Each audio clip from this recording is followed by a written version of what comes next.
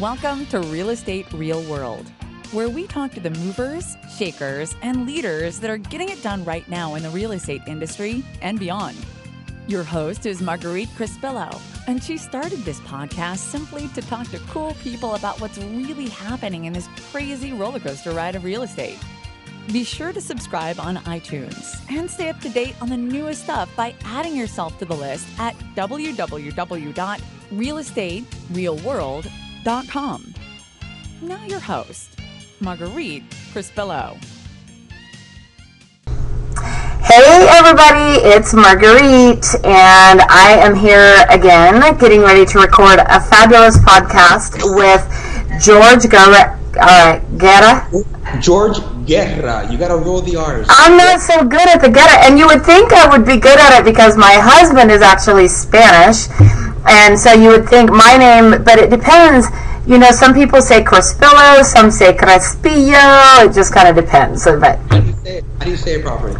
I say it Crespillo, and so does his family, because like I said, they were born in Spain, and so they have a different lisp, which I didn't really understand the whole lisp thing until Joe and I went to Spain last year for a couple of weeks. We had a blast and realized that there's a different, whole different lisp, a different dialect, I guess you could say, with the different languages. So, are you Snapchatting me?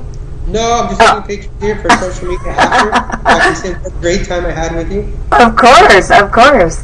Well, let me read a little bit of your bio, because you have a long one, and we got some really exciting stuff to talk about with you. So it says, you have seen the South Florida real estate landscape change from a stable market with a strong work ethic in the late 90s to a real estate boom where buyers are easily financed to an economic downturn fueled by inflated property values. Born in the boom and raised in the crash, I like that. RESF began to rewrite how South Florida real estate is bought, sold, and leased by leveraging technology. Guerra aggressively markets properties on a worldwide platform with next-generation tools such as social media, virtual walkthroughs, and online applications. A third-generation entrepreneur, I love that. Guerra opened Real Estate Salesforce, or RESF, in 2005. The real estate firm has grown to over 300, you said 400 earlier, agents, and currently has 4 offices in Coral Gables, Miami Lakes, Hialeah, and Boca Raton. So I'm going to leave it at that because I'm going to let you tell your story. All right. So yeah, we were here in South Florida. We started as a small boutique firm in 2005. We specialized in turnkey sales for developers. And we all know how 2006, 2007 went. The market crashed. Yeah. So to give you an idea, we lost our farm area completely during those years. Wow. And we sort of shifted from developer representation to residential. What a wake-up call. What a major difference in real estate. So at that point, keep in mind that we just jumped into an industry that started going online. And the beauty about it was that, you know, where I was in my life, it was very easy for me to interpret and see the direction of our industry. And, you know, I've sort of positioned my company ever since that point to sort of, you know, work well with those changes. So as we go on, I'll explain to you in detail how we've done little things, different tricks here and there in order to keep us top of mind, in order to sort of combat reputation with technology, which was, you know, our main theme when we started growing our company. You know what I love most about great agents like yourself is, honestly, you do well in any market because you learn how to shift and adjust, right? And you can kind of see what's going on. And I think that's such a vital component. Like, I think the people who got into the market when it was super hot, then they got, you know, shocked when the market crashed. If they survived that, like, I've been in real estate 23 years, so I've seen it a few times, but the ones who didn't make it, I just feel bad. It's like, I learned right during, when I got into real estate, interest rates were 8%, and we were happy to have it, you know, and the market was rough during that time, so we had to learn to be innovative and creative and do the stuff that you need to do, and it sounds like that's exactly what you did. Well, you know what? I learned this in life, that nothing is easy, and I knew that if I wanted to be successful, I needed to suffer, I needed to bleed, I needed to fall to the floor, I needed to lose all hope And the real estate crash did that for me. Yeah. And one thing that I didn't do is I didn't give up. I told myself that business was still going to move. I needed to be in the middle of it until I figured it out. I wasn't going to stop. And I think that is what made me the agent that I am today. The fact that I was forced to figure it out. The fact that I came to terms that it was really about consistency and persistence more than anything. And that reputation was going to be built whether I knew it or not, as long as I kept on that direction. And obviously time did play in our favor with that. As soon as the market recovered, we were one of the first players that were still out there, that were with open arms saying, we're here, we're ready, give it to us, and we're here to impress you with what we got to do. Do you remember, I vividly remember, my worst day in the real estate industry. I remember driving down the freeway, crying my eyes out, just boo-hooing in the car saying, dear God, I don't know what your plan is for me, but, can you give me something? Give me some little thing? So you know what? I vividly remember sitting in my office, calling my office line to make sure it worked. I love that. Just to make sure that it worked. Yeah. And keep in mind that we were at a time, and I'm sure you were in the same time, that no matter what contract we did, nothing stuck. Nothing stuck. Yeah. And that we were forced to play the short sale market, the rental market, just to make to survive. And it was terrible. Everybody was on a holding pattern. Again, I would just call my office just to hear it ring, just to make sure everything was working. And it wasn't the worst day. It was the worst year. Yeah. When we were going through that. We were looking for anything that would stick. Nothing was working. But again, the trick was not giving up. So tell me, when you're in that spot where you're trying to see if your phone's even working because you're something's wrong, no one's calling, what was the first thing that you did? How did you pull yourself out of that? So you know what? Great question. And you know what? I knew that the market was still moving. I just needed to figure out where it was and who was doing it and how were they doing it. So during the real estate crash, as it was falling, the rental market was booming. People were losing their houses. South Florida has had a strong rental market for years. We had an artificial boom, so we hit the rental market hard. Okay, the other trend that was trending heavily was the short sales. And I don't know how it is in California, but in South Florida, we have list pendants, and these list pendants get registered online, and we're able to get a list. So we went on an offensive, the rental market and the short sale list. We completely missed the REO market, which was really to our benefit because we got to learn how to really make it during these hard times. Yeah. Without any of that REO help. But we went and we found the deals. We either went after the short sale directly, or those that were smart in our group went after attorneys, and they worked well working with attorneys and servicing their clients. But we had to do what I call in my business, the shoveling the dirt, the hard work, the work in real estate that nobody wanted to do. What I learned from doing that was, and I'm sure you know this as well, that we got a big chunk of our business from our past clients. Yeah. Huge chunk. And during those rental times where people lost their homes and they became renters, the fact that we stuck with them, the fact that we serviced them, were really seeds that came to fruition in the future. These guys they lost their homes, they became renters, then they became buyers again, and some of them are in second generation purchases. So we did a lot of investing in our future during those times. We didn't know it, but those seeds did bloom years later. So I want to highlight that because I think that it's so valuable for people to understand that no matter what others are going through, if you can keep that relationship going, that they will come back to you. They just want anyone who will help them, and give them some guidance and give them some compassion.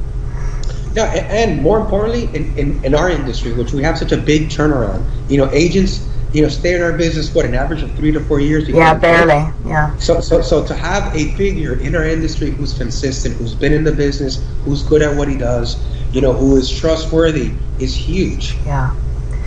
So fast forward a little bit, you get through this rough part of the market, and you decide to redirect again a little bit. You decide to start building your brokerage and recruiting more, right?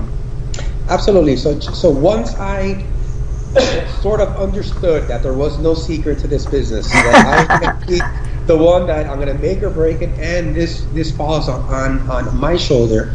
During those troublesome years, I was able to learn that there's a system, there's techniques, and there's building blocks to our business and how they're done, in what order they're done. I decided to teach people how to do it. I said, if I can do it, I can teach people to do it. And I started to recruit. I started with 1, 2, or 3 agents. And surely enough, leveraging some of our techniques, which are no secret, a lot of hard work, a lot of consistency, with a sprinkle of technology on top of that, we were able to get people who haven't been in the business very long to be active and busy in the business right away. Yeah. And we leveraged that with the boom of the internet, with the boom of video technology, the boom of the online leads that came up. We were able to leverage all of those in order to keep our new generation, our new agents, sort of busy in this new sort of real estate world that sort of come up. And I started recruiting. I started with 1, 2, or 3. The way we worked started resonating, and we got 4, 5, 6 more. I went from an executive office to a beautiful office to now an even bigger office, and then we separated and we went along our coast, so we cover all of South Florida. And to be honest with you, we focus on what we consider the most valuable proposition out there, which is how we market real estate, and we focus on marketing our listings the very best way we can, from photography to video. We don't discriminate what we shoot video on prices, just because we know that we are building relationships. So we have to invest with our clients in the inexpensive ones to get the expensive ones later. So we are on an offensive measure to create phenomenal collateral, show our clients, our social circle, how we do it, how good we do it, and grow our business the good old-fashioned way, doing good work, showing it to people, and letting people know that it works. You know what I love about that most is one thing that I teach frequently is it's how you show up. And so what I'll ask agents all the time is if you got it used to be $1 million. Now if you got like a $5 million client walked in today and wanted to work with you, how would you show up for them? And does the $200,000 client deserve any less? Absolutely not. And I think when you really look at it that way, that's where you do build those relationships and you get lifetime clients. Well, you know what? I tell my agents something similar to that, and I tell my agents this, especially my new agents, that come into the business and they jump into the rental market, and we throw them in the rental market right away because it's the most dominant transaction. And for me as a broker, it shows me, can you close? Are you a closer? Right. With that being said, agents tend to come back to me and say, George, I don't want to work the rental market. Rentals suck. I want to go after sales. And I tell them very honestly, and I said, listen, I understand rentals suck, but out of those 100 people, 3 are going to become millionaires. One's going to win the lottery. One's going to marry rich. One's going to start a business and become a millionaire. If you're not servicing them from the very beginning, what makes you think they're going to buy with you tomorrow? Yeah. We have to sacrifice and do what we don't want, so tomorrow we get to reap those rewards. And real estate is one of those industries that once you have it on automatic, once they're calling you, you've made it. You're living the dream. You're having lunch whenever you want. You're spending time with your kids. You're taking vacations. You're making great money. But to get there, you have to suffer. You have to bleed. You have to do the things you don't want to do in order to get there. There's that great saying, and I don't know who said this quote, but it's do what you have to do so you can do what you want to do. And I told my teenagers that all the time. I'm like, you do what you have to do, and then you get to do what you want to do. Absolutely. But there's a method to our business. And you know what? We're in this crazy business where, believe it or not, this is a reputation-based business. Absolutely. Where you grow your business off the reputation you build. And reputation takes time. It takes demonstration. I love that. I'm going to write that down. And those things, take a while. And again, obviously consistency and persistency helps with that reputation growth. And if you don't have that reputation, then you have to leverage technology like nobody else can. So a big thing that you talk about is consistency. I preach this all the time. I've mailed to my database every single month for 20 plus years. What do you do to stay consistent with your client base? So you know what? Great question. And luckily for me, I'm a real estate broker and my client base are my agents. But what did I do and what do I preach for my clients, for my agents to do with their social circle, past clients, and their client base?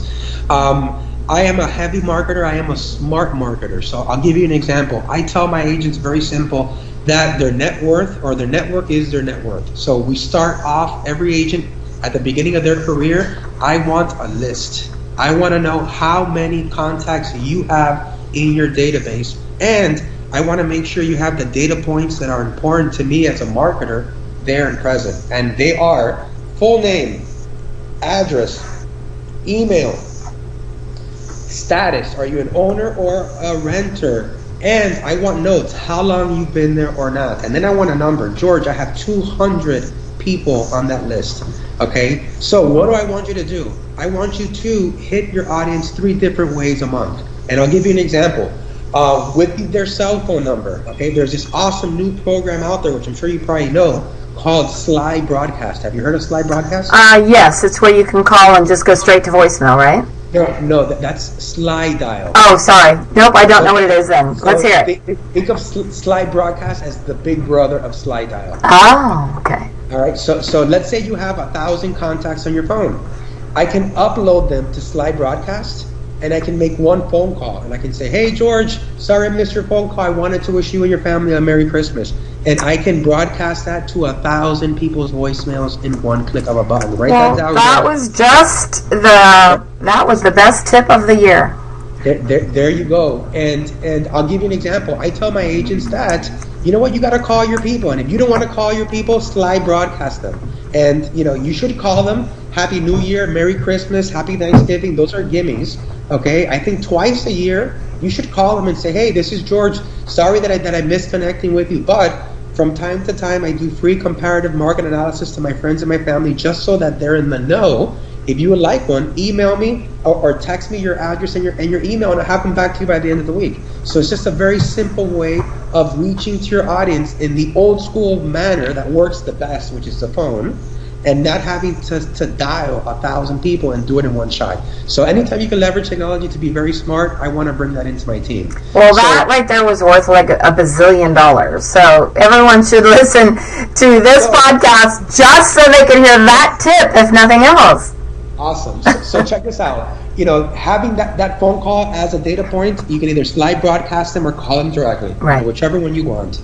Okay. Next, I have an email. So you know what? Anytime I can spend a little bit of money to hit a big audience, I'm going to add that to my repertoire. Definitely. So keep in mind that as a company, I forecast my marketing. So I'll look 3 months in advance, and I'll look at the calendar, I'll look at the holiday calendar, and I will create opportunities for me to market to my audience. So email campaign or a social post, and I will distribute that through my 400 agents with hashtags, with the quote to put on there. If you look at my website today, this is International Coffee Week. So we've gone coffee theme from our Facebook banners to our Instagram. There you go, to our Instagram, to our Facebook. Yep. And you got the good coffee.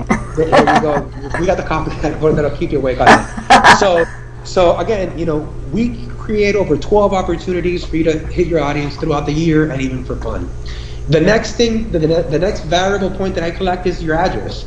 And I'm a big believer in farming and print. I'm just a believer in when you should do it at different times. So I'll give you an example. If I get a postcard like this, okay? Yeah. Something very simple. Noble home of your value. If I send this postcard to my farm area, 99% of these go in the garbage. Right.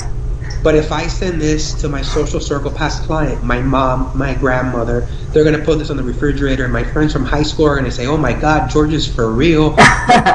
My cousin's going to say, hey, my cousin's really a realtor. Look, he's mailing it. So for me, before I flyer to anybody, I make a system of flyering to my social circle and past clients.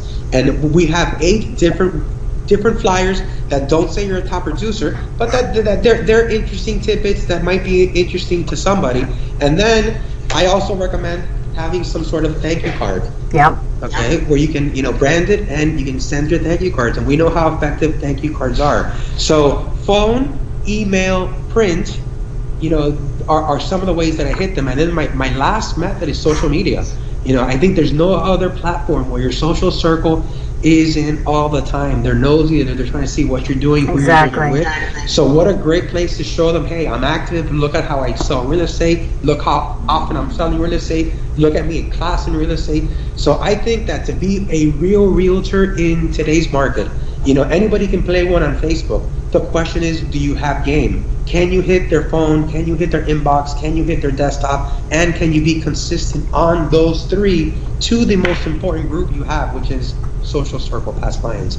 So I try to create a barrage of offensive measures that don't cost much, that are highly effective, leveraging technology to be as smart and consistent as I can be with them. What are some of your thoughts on the online stuff, like Zillow, Trulia, Realtor.com? What are your thoughts on that? So do you want me to be frank with you? Yes. Those are cold leads. Right. Those are cold leads. I need to be done with my hot leads before I even touch a cold lead. And I think that from a marketing perspective, I think they're okay. They're not definitely something to build a business out of. I think we know that real estate is a listing game, and those are all for buyers that don't know you. And so I think you really got to work very hard. You got to work a CRM. You got to be all over it to really be successful. It works with some realtors. I like to leverage my online leads to sort of complement my farm area. So I'll give you an example. When I go after my for sale by owners, my expired listings, and my list pendants, okay, I like to go in there leveraging those Zillow leads, saying, hey, I work with a group of buyers and I have them come in tomorrow. And with my Zillow, my Trulia leads, I like to leverage, hey, I work with off-market listings. If you stay with me, I'm not only going to have what's out there in the market, but I have these off-market listings as well.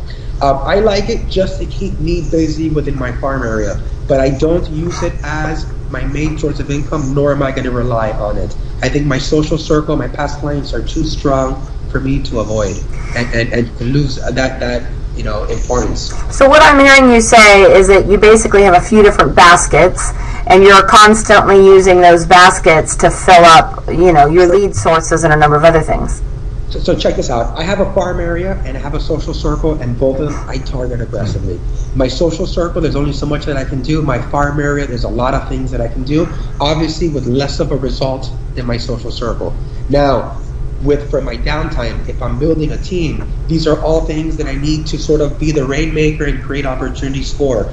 As a real estate marketer, I wouldn't want my farm area being taken over by my competitor by paying for it. I think I want to cover my bases. I want to be territorial, and I want to spend my money where I need to be to sort of protect it. I take my farm area personal. I lose sleep when somebody's in there, so I want to make sure that if I can afford it and I got my systems in place, that I'm covering every angle within that area. So not only are you running a 400 agent brokerage, but you're also running your own personal production team. So you know what? I'm a non-competing broker. I haven't sold a property in a couple of years, but I do have a team that handles my house accounts. Okay. So I've been practicing for a very long time. So for me, agent development, marketing, and training is really my forte. So I pretty much go around not specifically, but the millennials has been my biggest demographics that has been attracted to me. So I'm getting a bunch of young agents who are joining my firm, and we're helping people who haven't been in the business really figure out the path to take, and they're being successful. So for me, I have the insight of 400 plus agents. I know what they do, how they do it, how often they do it, what works, what doesn't. There's nothing you can tell me that I don't know, haven't seen, or don't understand within this business. Well, the funny thing is that the average age for real estate agents across the country is like 55, right? 57? 57. I'm not quite there. I'm close, but not quite there. We were close. And what's funny is that seems to be changing to me, because especially in talking to your company, do you know what the average age of the agents at your company is? Yeah, for sure. The average age is under the age of 40. So check this out. According to my numbers, the numbers might be skewed, but the average real estate agent is 57 years old. Okay, in an industry that's gone 98% online. Yeah. So I in my recruitment, I joke around and I always say, give this phone to a 57-year-old and give it to a 12-year-old. Right. See who sells this online first and gets the money in your bank account and gets the most money for it. And there's a huge chance the 12-year-old is going to be the most successful. Right. So keep in mind that in the last 12 years, there's been a huge technology revolution in my industry. And there's two sides of this revolution. Number one, when I first got into the business 19 years ago, I controlled search. If you wanted a 2-bedroom in my city, I had to go to my office, and our listings were faxed in. Right. And then a couple years later, we got a computer. Then pictures were allowed, and then we got laptops. And so when I first started, my clients, I controlled search. And if they wanted to know how much their taxes were, I needed to drive to the tax roll office and make copies. Today, my clients get all that information and all my research information in a click of a button. Exactly. On top of that, from an agent's perspective, I needed to come to the office. Today, I can do my searches from my iPhone. I can even sign contracts from my iPhone. So we lost the ability to search, and as a real estate broker, we lost a lot of the office culture. People prefer to work at home. They're more mobile. They want to be out on the road. So with that changes, it caused a lot of things. And search going online by 90%, there is a huge room for that tech-savvy agent to put himself in a position today to be a leader in the next 5 to 10 years. Well, it's interesting because I started just a little bit before you. I've been 23 years, and same thing. I just did a transaction almost completely via text. And it's so hard, to imagine that 20 years ago when we still, were getting stuff faxed and everything else. It was kind of crazy. Absolutely. And again, with this huge, where there's chaos, there's opportunity. And I think that, there's a huge opportunity there, especially for that new agent coming in, especially with that tech savvy who understands how to communicate socially, who understands how to get his message across online, who understands where buyers are searching, and again, to put himself in front of that. I think there's a huge opportunity. I think there's going to be a cleansing in our market in the next 5 to 10 years. And I think, tech is going to dominate. I think that we need to, as real estate practitioners, be in the know of who's entering our market, what technology is going in there, and how to use it. I think that's going to be pivotal moving forward. Well, so the big news that I wanted to talk about, too, is the fact that you just got elected to an NAR position. Tell us all about that. So, yeah, you know what? For the first time, Elizabeth Mendenhall, the new president for 2018, there's a chair called the New Technology and New Business Forum. And they had an election nationwide, and I joke around that I'm the only Cuban to win a national election. We saw Marco Rubio and Ted Cruz weren't able to pull it off. You did it. We did. So we will be leading that. I'll be vice chair 2017, and I will be chair 2018.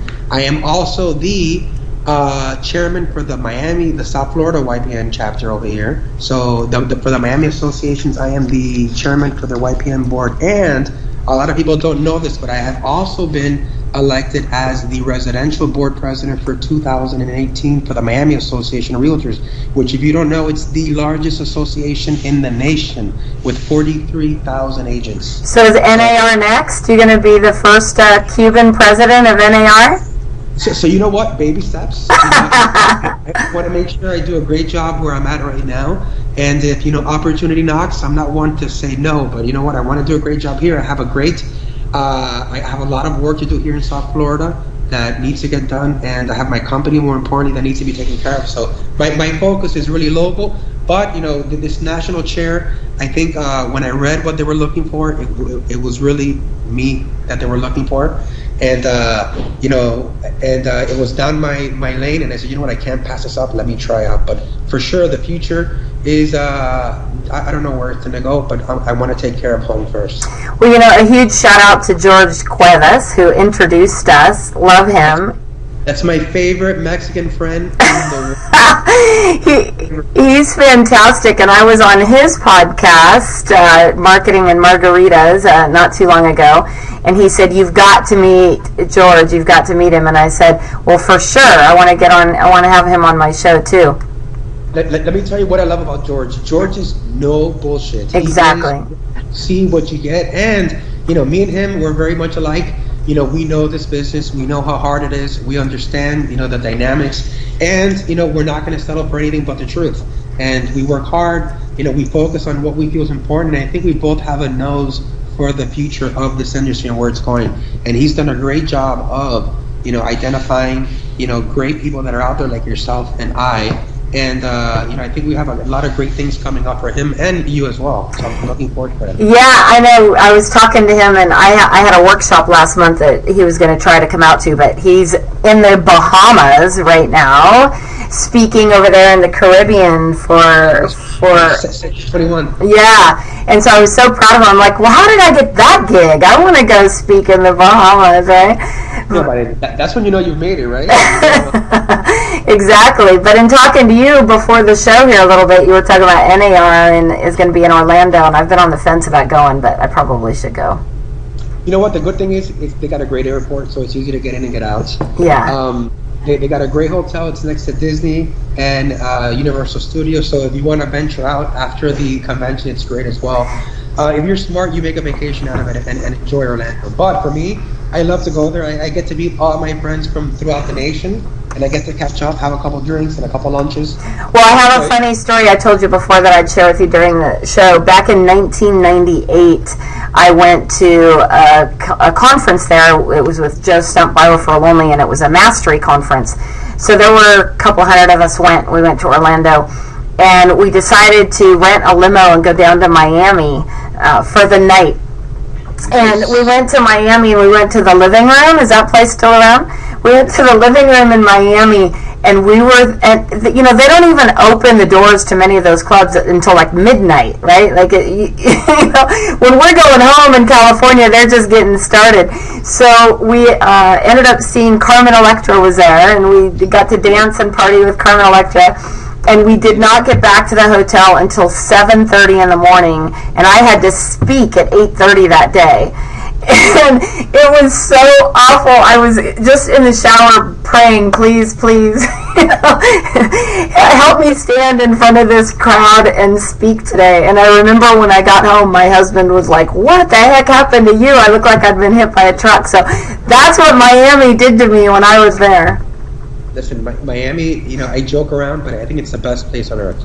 I've been everywhere, and the culture here, the people here, the way of life here, it's one of a kind. Yeah. But definitely the party scene is extreme. Yeah.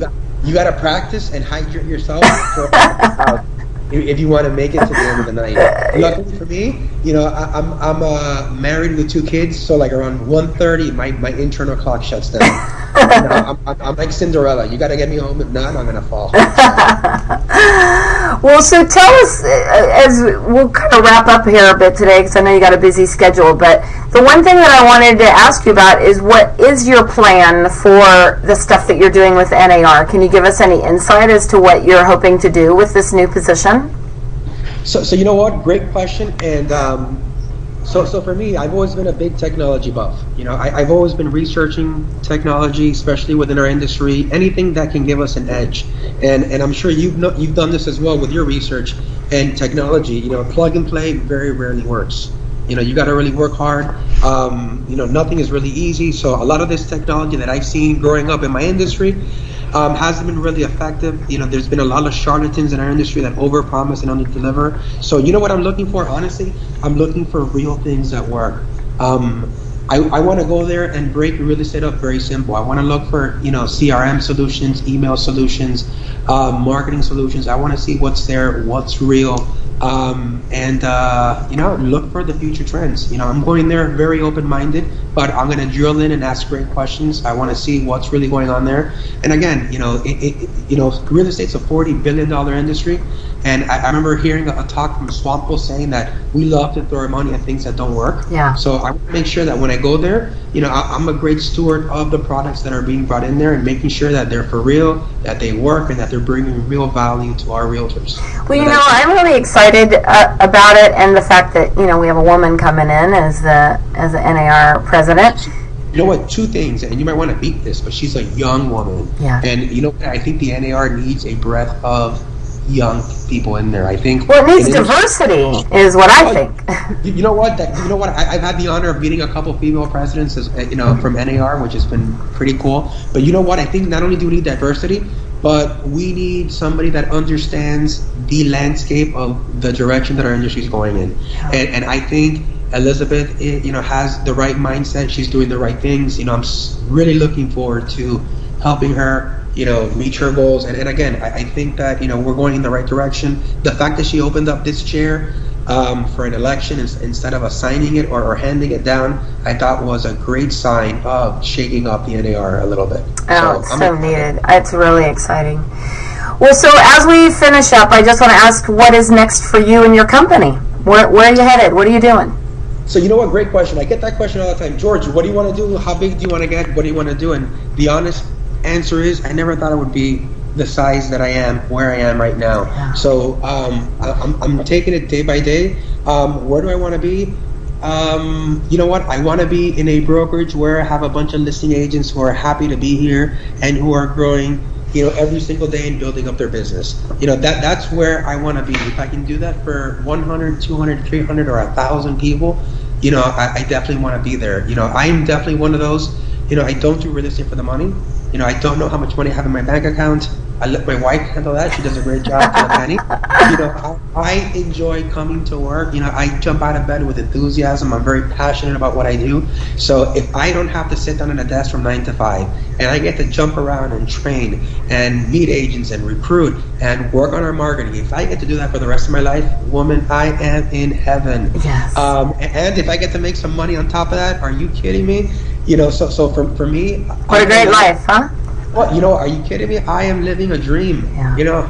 I don't even want to wake up. So ideally, I definitely want to keep on growing. I think that if you take a moment to check out our company, our social media page, our Facebook page, and you get to see how we market, how we're hitting our themes, I think we're onto something. I think that we're not reinventing the wheel, but I think we've been consistent and persistent on what is probably the most important marketing avenue that realtors need to consider. And we've done a great job in South Florida, which has been one of the most competitive markets of all time. Yeah. We've been able to build a brand, build a following, be a major player in this one of the most competitive, arenas there. If we can do this in South Florida, I think, there's no limit to what we can do. And again, no limit to hard work, consistency, persistency will make it in any business. Yeah. So I think, if anything, what I bring to our group is I bring some great leadership, some great inspiration, some fresh marketing ideas, and I take charge and I lead and I go where I go. And I think that recipe anywhere I think is going to do well.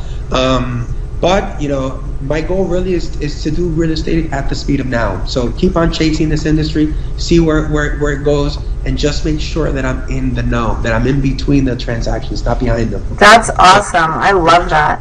Well, you know what? I knew this was going to be a great conversation, and you did not disappoint. I already got some great Sly podcasts and a couple other awesome tips, and I know we're going to have to get together in person for sure. For sure. Well, listen, you have my info. If you ever want to do this again, feel free. And whenever you're in South Florida, you have to hit me up for coffee at the very least. I will. Well, thank you so much for being on our show today. And listen, I want to thank you for taking the time for investing in our industry by going out there and meeting new, fresh people throughout our industry, sharing it with your audience. I think you are improving our industry. It takes a big person to not only share, but to collect and distribute this. You are doing great for our industry. I want to thank you as well. Oh, thank you. Right back at you. Well, thank you, everybody, for joining us today on Real Estate Real World, where we get to meet incredible people like George. Hold on. Guerra. I got it, Guerra. And thank you so much for joining us. Be sure to share on social media. Head on over to iTunes, subscribe, and it'd be awesome if you left me a great review. So thank you again for joining us, George. It's been a fantastic opportunity to talk to you today, and I look forward to getting out there to Florida and meeting you soon. All right. Make it a great day. Take care. Thank you for joining us today on Real Estate Real World, where we talk with masters and leaders in real estate and beyond on how we can raise the bar in our industry. Please subscribe over on iTunes. And while you're there, be sure to give us a review. Your reviews encourage us and help others find our podcast. For show notes and hot topics on what's going on right now in our real estate industry, hop on over to www.realestaterealworld.com and add your name to our email. Thanks again for listening. And go out there. Be a part of the elite masterclass in raising the bar on the real estate industry.